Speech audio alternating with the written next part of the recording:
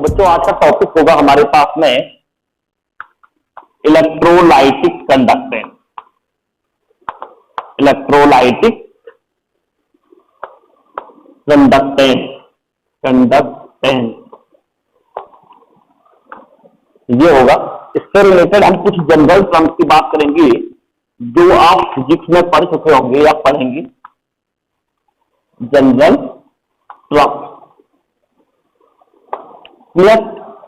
तो चलो बच्चों, सबसे पहले जो टर्म्स आता है हमारे पास में वो आता है फर्स्ट रेजिस्टेंस। रेजिस्टेंस आता है क्लियर। अब देखो, जैसे आपने फिजिक्स में पढ़ा बच्चों, तो आपने वहां पे मेटल की बात करी। सपोज हम वहां पे क्या करते थे, मेटल की बात करते थे या वायर की बात करते थे। लेकिन यहाँ पे क्या है, यहाँ पे इलेक्ट्रोलाइटिक सोल्यूशन है, ठीक है ना। इलेक्ट्रोलाइटिक सोल्यूशन है यहाँ पे। तो यहाँ पे क्या हो जाएंगे, थोड़ा सा डिफरेंट मिलेगा आपको। जो आपने फिजिक्स में पढ़ा है वो आपने सॉलिड को लेके पढ़ा हुआ है, और यहाँ हमारे पास क्या आ रहा है, लिक्विड को लेके आ रहा है। तो इसलिए हम क्या करेंगे, थोड़ा सा ध्यान देंगे इस पे क्या क्या हमारे पास चेंज आ रहा है। वैसे डिफिनेशन तो सबकी सेम ही होगी लगभग, ठीक है ना। तो रेजिस्टेंस आपको पता है, इसको आर से दिखाते हैं, और हम क्या बोलते हैं रेजिस्टेंस को, ऑब्स्ट्रक्शन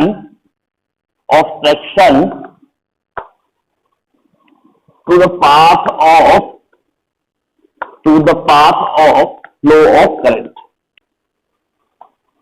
फ्लो ऑफ करंट, या हम इसको ये भी बोल सकते हैं obstruction of flow of current. हम ऑब्स्ट्रक्शन भी बोलते हैं कि जो करंट को फ्लो होने में क्या करता है, प्रॉब्लम क्रिएट करता है, तो रेजिस्टेंस बोलते हैं। इसकी यूनिट आपको पता है, इसकी यूनिट क्या होती है, ओम होती है। आप सिंबल बना सकते हैं ओम, ठीक है ना। ये इसकी क्या होती है, यूनिट होती है। सेकंड चीज आती है, सेकंड टर्म्स आता है आपके पास में कंडक्टेंस। कंडक्टेंस आता है, ठीक है ना। तो कंडक्टेंस जैसे हमें पता है द रेसिप्रोकल ऑफ रेजिस्टेंस होता है, ठीक है ना। The reciprocal of resistance. Reciprocal of resistance हो गया, तो हमने सिंपल क्या कर दिया, जो कंडक्टेंस होता है इसको सी से रिप्रेजेंट करते हैं। सी इक्वल टू क्या हो जाएगा, 1/r हो जाएगा। तो सिंपल इसकी यूनिट क्या जाएगी, ओम इनवर्स आ जाएगी, या आप ऐसे लिखो ओम इनवर्स। सेकंड आ गया आपके पास में। तीसरा आता है आपके पास में, इसका जो कंडक्टेंस की यूनिट होती है बच्चों, इसकी दूसरी यूनिट भी आती है जिसको किससे रिप्रेजेंट करता है, एस से। एस का मतलब क्या हो गया, सीमेंस हो गया ये। तो ये इस चैप्टर में एस बहुत ज्यादा यूज होता है, एस का मतलब हो गया सीमेंस, ठीक है ना। तो इसको हम ध्यान रखेंगे, एस भी बोल सकते हैं आप इसको, ठीक है ना। तीसरा आता है हमारे पास स्पेसिफिक। देखो, तीसरा था हमारे पास स्पेसिफिक रेजिस्टेंस। स्पेसिफिक रेजिस्टेंस, या आप इसको क्या बोल सकते हैं, रेजिस्टिविटी भी बोल सकते हैं। अगर रेजिस्टेंस में दिक्कत हो रही है तो रेजिस्टिविटी, ठीक है ना। रेजिस्टिविटी आ गया हमारे पास में, ठीक है ना। सॉरी, रेजिस्टिविटी आ गया हमारे पास। रेजिस्टिविटी और स्पेसिफिक रेजिस्टेंस क्या हुआ बच्चों, हमने रेजिस्टेंस पढ़ा हुआ है कि बच्चा हमने क्या पढ़ा है, रेजिस्टेंस हमने फिजिक्स में पढ़ा होगा। R इज इक्वल टू क्या होता है, R is directly proportional to क्या होता है, L/A होता है। ये हमने पढ़ा हुआ है, उल्टा कर दिया, हाँ सही है। अब देखो R is equal to L/A क्यों करा, क्योंकि हम वहां पे सॉलिड की बात करते हैं। सिंपल हमने बोल दिया, यदि कोई हमारे पास ये वायर है या मेटल है या सॉलिड जो भी है, यदि हमारे पास क्या है, उसका क्रॉस सेक्शन एरिया A है और उसकी लेंथ L है, तो हम क्या बोलते हैं उसके रेजिस्टेंस के लिए, resistance is directly proportional to length और R is inversely proportional to area. यहाँ से बोलते हैं, तो जैसे हम इसको प्रोपोर्शनली कांस्टेंट को हटाते हैं तो हमारे पास यहाँ पे क्या जाता है, R is equal to rho into L/A। ये हमारे पास रेजिस्टेंस आ गया। और जो स्पेसिफिक रेजिस्टेंस है बच्चों या रेजिस्टिविटी है, इसको रो से रिप्रेजेंट करते हैं। यहाँ हम रो की वैल्यू निकाल सकते हैं। देखो, रो इज इक्वल टू क्या हो जाएगा, R हो जाएगा A/L हो जाएगा, क्लियर।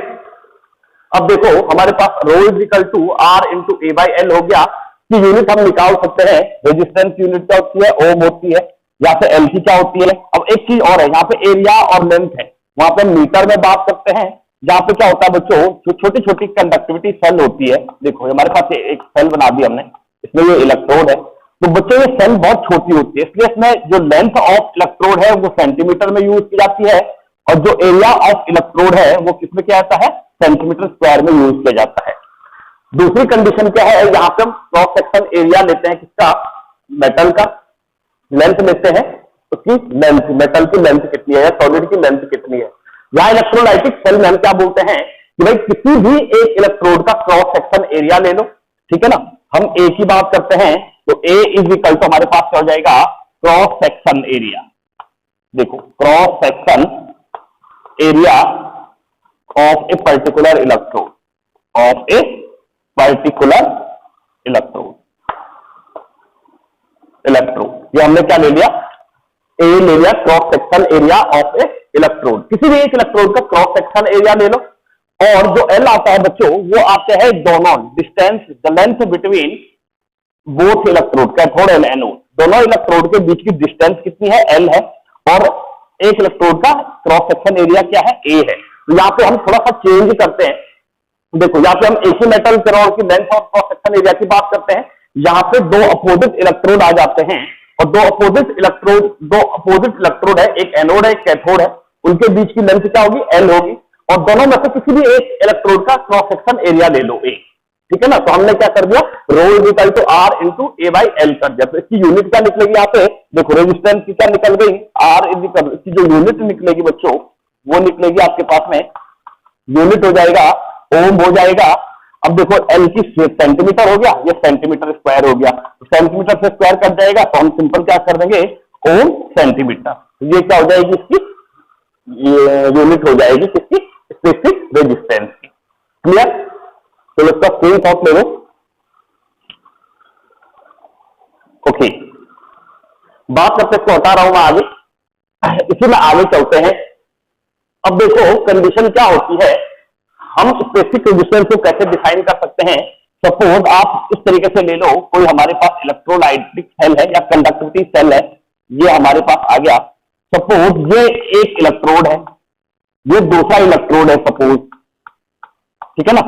तो ये एक इलेक्ट्रोड का जो क्रॉस सेक्शन एरिया होगा वो ए हो गया, ठीक है ना। और जो दोनों इलेक्ट्रोड के बीच की डिस्टेंस है, देखो ये हमारे पास एक इलेक्ट्रोड हो गया, दो इलेक्ट्रोड, इनके बीच की जो डिस्टेंस है इसको एल ले लो, ये हमारे पास क्या है, एल है। सपोज इस इलेक्ट्रोलाइटिक सोल्यूशन में, इसमें ये इलेक्ट्रोलाइटिक सोल्यूशन भरा हुआ है।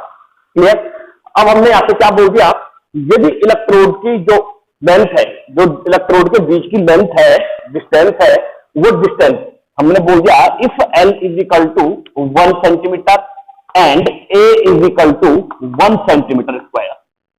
क्लियर, देन हमारे पास क्या हो जाएगा, if the length of electrode is 1 centimetre and the cross section area of electrode is 1 centimetre square, then देखो हमारे पास क्या हो जाएगा, रो इज इक्वल टू हमारे पास हो जाएगा आर। ये हमारे पास क्या हो जाएगा, रेजिस्टिविटी की डेफिनेशन यहां पे निकल जाएगी। तो हम यहां पे रेजिस्टिविटी को डिफाइन कर सकते हैं, resistivity is the resistance between two electrode which have 1 centimetre square area and distance between them is 1 centimetre. तो हम क्या बोल सकते हैं कि भाई टोटल जो इलेक्ट्रोलाइटिक सोल्यूशन में जितने भी आयंस हैं उनकी जो रेजिस्टिविटी होगी वो कितनी होगी भाई, यदि उनके बीच की लेंथ 1 सेंटीमीटर है, cross section area A centimetre square है, तो हम क्या बोलेंगे, उसकी जो रेजिस्टेंस होगी वही उसकी क्या होगी, रेजिस्टिविटी होगी। ये क्या आपके पास में क्या है, स्पेसिफिक रेजिस्टिविटी होगी।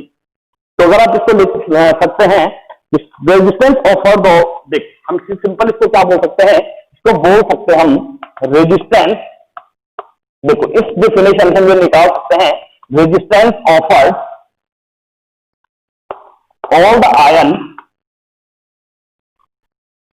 all the ion present in 1 centimeter cube C/1 ml of electrolytic solution, 1 ml of electrolytic solution।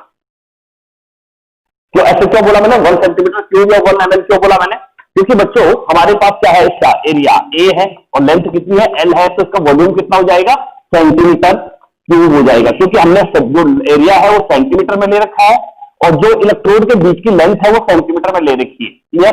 तो बेसिकली ये हमारे पास क्या जाएगा, सेंटीमीटर क्यूब हो जाएगा और 1 सेंटीमीटर क्यूब इक्वल टू हो जाएगा हमारे पास 1 ml। तो centimetre 1 centimetre cube is equal to क्या बोल दिया, 1 ml बोल दिया। तो आप यहाँ पे क्या बोल सकते हैं कि भाई resistivity is the resistance offered all the ion present in 1 centimetre cube या 1 ml ऑफ इलेक्ट्रोलाइटिक सोल्यूशन। तो 1 ml इलेक्ट्रोलाइटिक सोल्यूशन का जो रेजिस्टेंस होगा वही उसकी क्या होगी, रेजिस्टिविटी कहलाएगी। क्लियर? तो ये आपके पास में थर्ड टॉपिक था, इसका स्क्रीनशॉट ले लो। उसके बाद आता है बच्चों हमारे पास, इसी में एक और टर्म आता है, मैं नीचे वाले को हटा रहा हूं, ठीक है ना, ये रेजिस्टिविटी आ गया। देखो इसी में एक और टर्म आता है, देखो ये हमारे पास सपोज क्या है, कोई कंडक्टिविटी सेल बना दी, ये मैंने इलेक्ट्रोड बना दिए। अब सपोज हमारे पास कंडीशन क्या है, इस इलेक्ट्रोड का जो क्रॉस सेक्शन एरिया है वो ए है, ठीक है ना। ये हमारे पास क्या हो गया, इस तरीके से हमने इसको कनेक्ट कर दिया बैटरी से। अब कंडीशन क्या है, इनके बीच की जो लेंथ है वो एल है। क्लियर? तो कंडीशन हो जाएगी हमारे पास, जो हमने रो इज इक्वल टू लिखा हुआ है, rho is equal to R multiplied by L by A लिखा हुआ है जो, ठीक है ना, ये एल बाई ए लिखा हुआ है जो। तो कंडीशन क्या हो जाएगी हमारे पास, देखो यदि इसकी जो क्रॉस सेक्शन एरिया है इसको हमने 1 सेंटीमीटर स्क्वायर लिया, इसकी जो लेंथ है हमने length L is equal to 1 centimetre लिया। अब जैसे जैसे करंट, जैसे जैसे सेल काम करेगी, करंट फ्लो होगा, वैसे वैसे तो हमारे पास इलेक्ट्रोड की ना तो भाई क्रॉस सेक्शन एरिया कम होगा और ना ही हमारे पास डिस्टेंस कम होगी। मतलब हम ये बोल सकते हैं कि जो दोनों इलेक्ट्रोड के बीच की डिस्टेंस है वो भी कांस्टेंट है और जो इलेक्ट्रोड का एरिया है वो भी क्या होगा, कांस्टेंट होगा। तो हमारे पास क्या बोल सकते हैं हम, जो ये एल बाई ए आता है बच्चों, इसको क्या बोलते हैं, ये L by A is equal to cell constant, इसको बोलते हैं हम सेल कांस्टेंट बोलते हैं। क्लियर?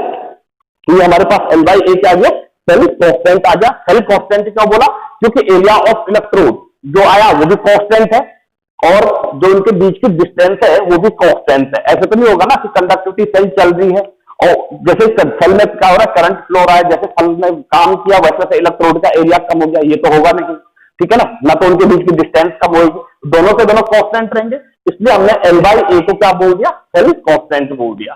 क्लियर? ये हमारे पास क्या जाएगा, सेल कांस्टेंट आ जाएगा। तो L by A is equal to हमारे पास क्या जाएगा, सेल कांस्टेंट आ जाएगा। ये न्यूमेरिकल में काम आएगा आपकी, ठीक है ना। इसके बाद जो नेक्स्ट टॉपिक आता है, दूसरा टर्म आता है कंडक्टेंस। बात करते हैं, देखो नेक्स्ट जो टॉपिक आता है हमारे पास, fourth topic conductivity oblique specific conductance. ये हमारे पास न्यू टॉपिक आया, ठीक है ना। जो स्पेसिफिक कंडक्टेंस है इसको रिप्रेजेंट करते हैं बच्चों के से, और के का मतलब हो गया कप्पा। के का के क्यों बोलते हैं, के को बोलते हैं कप्पा, कप्पा से प्रोनाउंस करते हैं इसको, ठीक है ना। तो कंडक्टिविटी या स्पेसिफिक कंडक्टेंस क्या है, जैसे हमने वहां पे किया था कि भाई जब हमने कंडक्टेंस की बात करी थी तो हमने बोला था कि भाई रेसिप्रोकल ऑफ रेजिस्टेंस।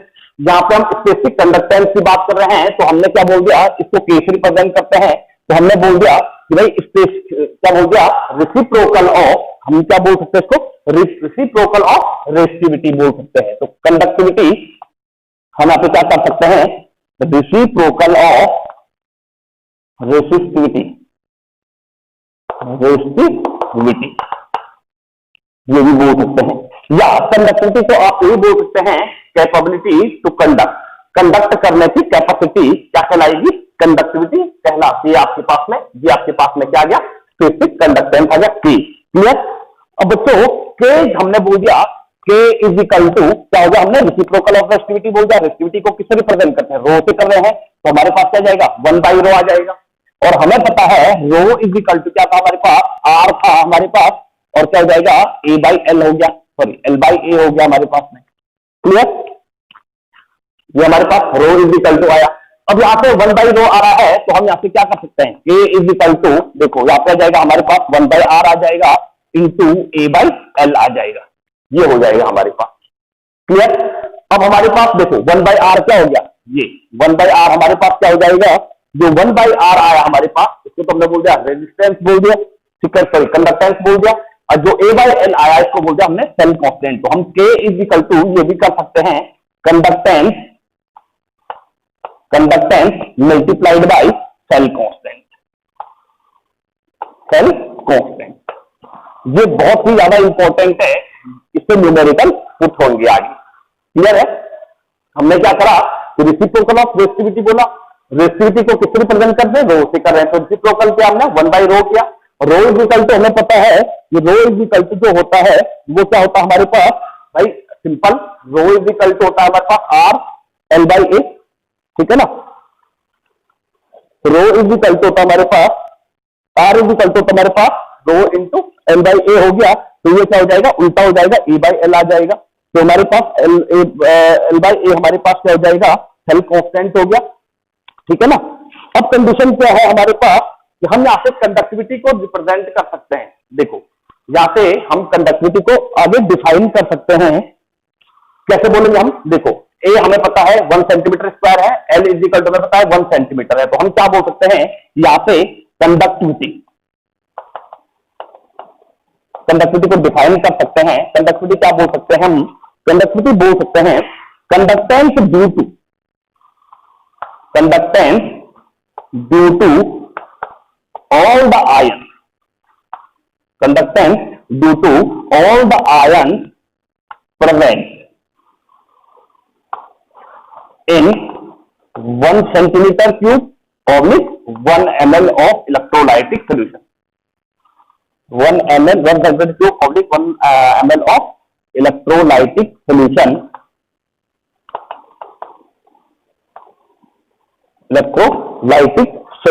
ठीक है ना। हम क्या बोल सकते हैं, ये हमारे पास ये आ गया।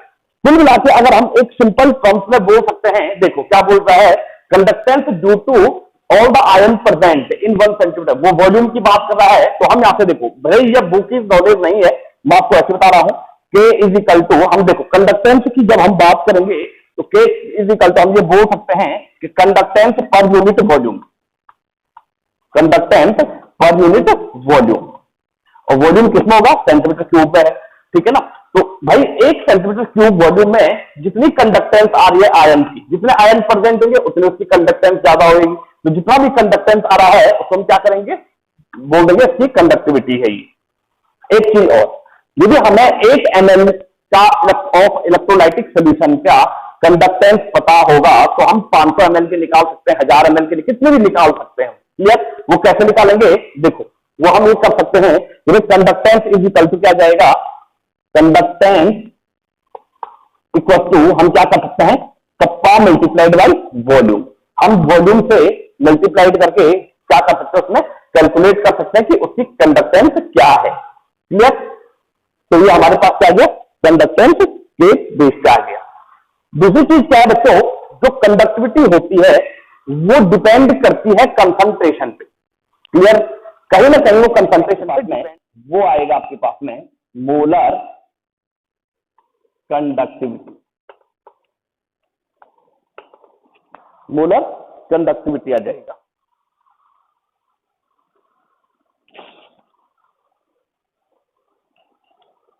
ओके, तो स्टार्ट करते हैं। मोलर कंडक्टिविटी को हम कैसे डिफाइन करेंगे, हम बोल सकते हैं conductance due to 1 mole of electrolyte,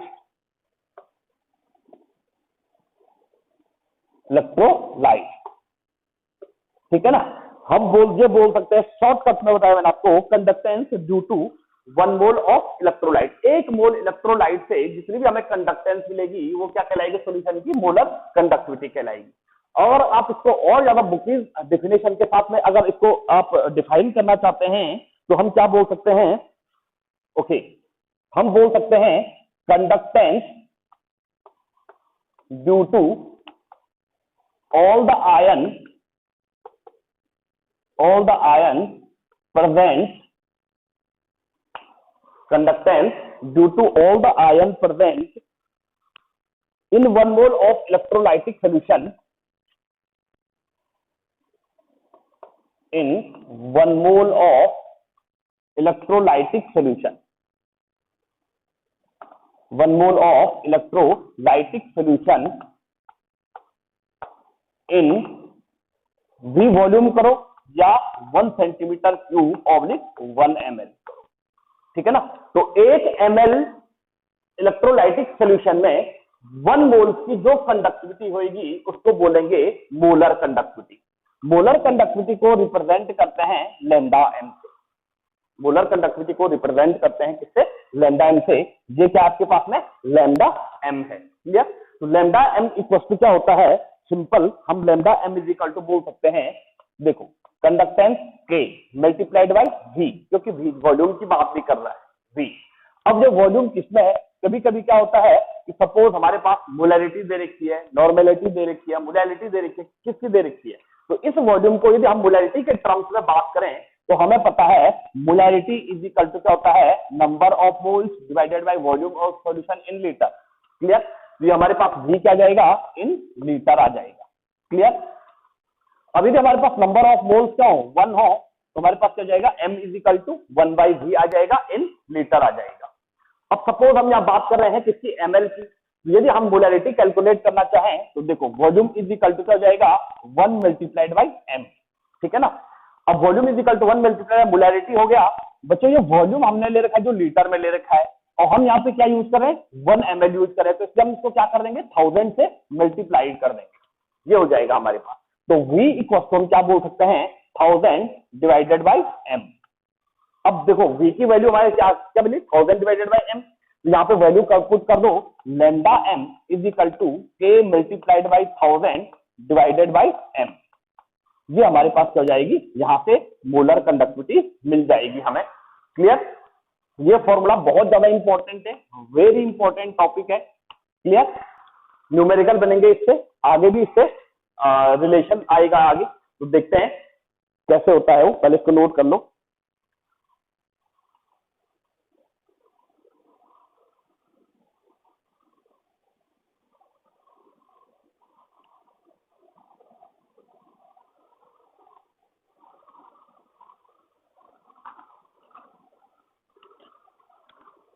okay, अब बात करते हैं किसकी, इक्विवेलेंट कंडक्टिविटी की, ठीक है ना।